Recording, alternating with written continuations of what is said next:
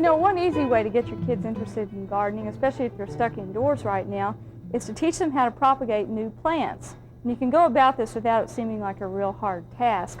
An easy plant to start with is a spider plant or airplane plant. And this is one plant that fascinated me when I was little, because think of it as an airplane plant. You had all these offshoots flying around the mother plant. It was kind of interesting. An easy way to propagate that is to just take one of the offshoots. They already have roots forming at their base. Let's find a little bit larger one. Here we go. Those have some nice roots forming. In fact, they have a little bit of blue fertilizer residue on them, so they've been there for a little while. And you can just plunk those down into a pot of soil, and after a couple of weeks of being connected to the mother plant, they'll root real fast.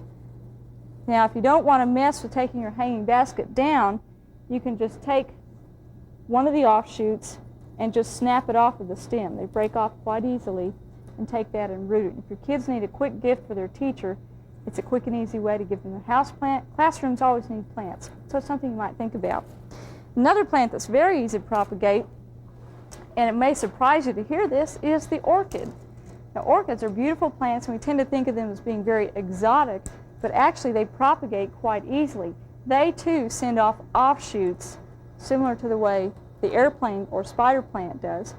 And orchid enthusiasts call these kikis. And they're little, that's Hawaiian for baby orchid. Little baby plant.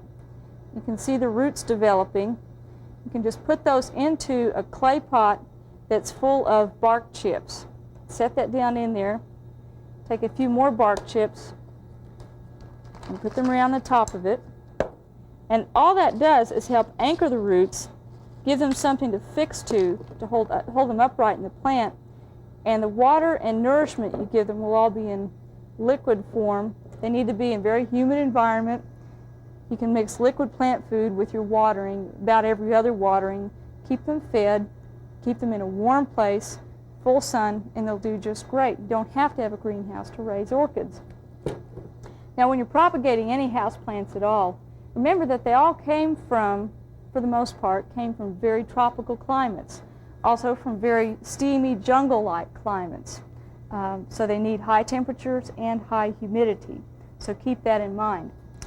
Another plant that's very easy to propagate from just leaf cuttings is the wandering Jew, or Tradescantia. And you can just cut off pieces of it, and along each stem right here, there are nodes, and that's where each leaf comes out, and also that's where roots will form. So you can just stick those in a glass of water and they'll root just fine. If you have trouble with your water going sour on you, you can put a little lump of charcoal down in there with it, or just try to change the water frequently. But within a few days, you'll start seeing roots forming. And in about 2 weeks, you have plants that you can pot up. Another method for propagating wandering Jew and some of the smaller house plants is to rig up your own little propagation chamber. And this is just a Ziploc bag full of potting soil that I've moistened down. And I'll take these cuttings, probably strip off the lower leaves, and just stick those down in there.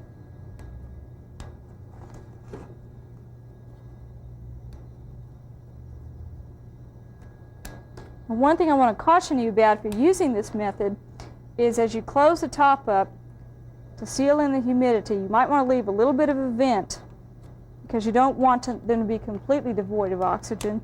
Also, make sure that the leaves aren't in direct contact with the plastic. Well, another simple method is to take what we call single node cuttings, and this is really great for things like pothos ivy. One of my first jobs in horticulture was working for American Plant Products in Oklahoma City, and I spent a whole day propagating pothos ivies in the greenhouse. And we would take plants just like these and cut them off.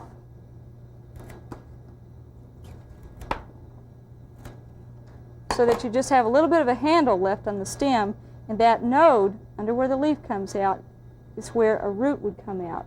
So now I have 3 very simple cuttings that I can stick into a pot of soil.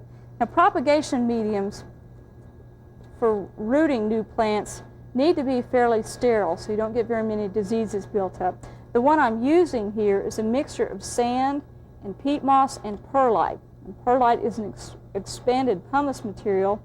That and peat moss are probably the plant propagator's two favorite materials because they're very inert, very sterile materials, and they hold in plenty of moisture. Now, commercial greenhouses usually use moisture chambers or propagation benches for propagating their house plants. Here at the OSU Teaching Greenhouse, they have a bench that is full of coleus cuttings. These are just taken yesterday. The mist is on a timing system, comes on anywhere from every 15 seconds to every minute, depending on what is placed on the bench. And those will root in just a few days in that environment. You don't have anything like that in your own home, of course, so you can use the plastic bag method. You can wrap a pot like this entirely in a plastic bag until it roots, but by all means try to keep it as humid as possible. Now, another plant that you can propagate surprisingly easily is the African violet. And this will root in water. It will also root in potting soil. And in this case, we're just going to take a single leaf cutting. I'm going to take one from right back here, just snip it off. And you may wonder, well, I don't see a node along there anywhere. You may wonder where the roots are going to come up. They're going to arise right where the petiole joins the stem. That's where the tissue is for new plants to come up. And so we'll just put this down in some potting medium and make sure that the leaf is fairly in good contact with soil right where the petiole attaches to it.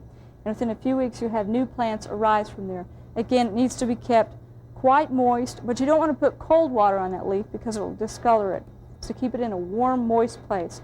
Wrapping it in a plastic bag would be just ideal, or try to root it in water. Okay. Some other plants that we can propagate that may be a little bit more of a challenge to you. One is the dumb cane or Dieffenbachia.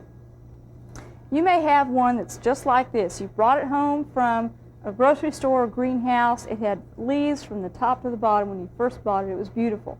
But now that it's been in your house a while, in the lower light conditions, the lower foliage has grown or has fallen away as it's grown taller, and you have this long stalk. And you may feel that that's rather unsightly. Well, you can take some rather drastic measures with the dumb cane if you wish to, and take cuttings from it. The first thing you can do is, first of all, look along this cane, and you can see where each of the joints are. There are buds. There's one right here. There's another one right around here. And what I'm going to do is cut just below the bud there, and it cuts very easily. And this one, I can take what's called a tip cutting. I can stick that directly down into a pot of soil, keep that in a very moist place, and within a few weeks it will root. It too will root in water if you're desperate. Another method for propagating them is to take cuttings of the actual pieces of cane. Here's one. Make sure that it has one node. Two would be preferable. And you can take a pot of soil and just lay it on top about halfway buried. One of those nodes is down underneath in direct contact with the soil, and the other one is on top. And you'll have, within several weeks, you'll have a new leaf forming right there. And you can't lose, because the dumb cane is very, very resilient. On the stump that remains, you'll have new side shoots forming later on. So I haven't completely killed the plant. The one last plant I want to show you that you can propagate is the corn plant, and you can air layer that. Now, you can air layer many plants, and all air layering means is making an environment for roots to form along the stem without cutting it off. What I've done, just for purposes of demonstration, I have cut a little flap just along the stem here where a node is. You should do this, the whole operation, very quickly for it to be successful. But I went ahead and cut that beforehand. I'm going to take a little bit of rooting hormone, just a small amount, and pack it up under there. And then we have a plastic bag already attached around here. We'll take some moist potting soil or moist peat moss. Make sure you wet your peat moss ahead of time. soak it in a bowl or something so it'll soak up water. And just pack around that wounded area. Wrap it very tightly in plastic. Wrap the top with a twist 'em, and as you can see, it's good to have your materials all ready on hand before you do it.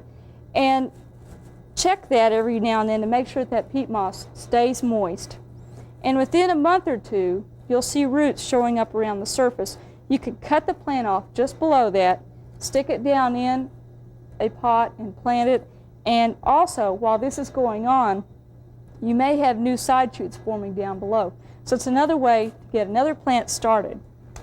Now with plant propagation, one thing you want to keep in mind is that you want to use sterile materials, keep everything humid, and keep it warm, especially in the wintertime.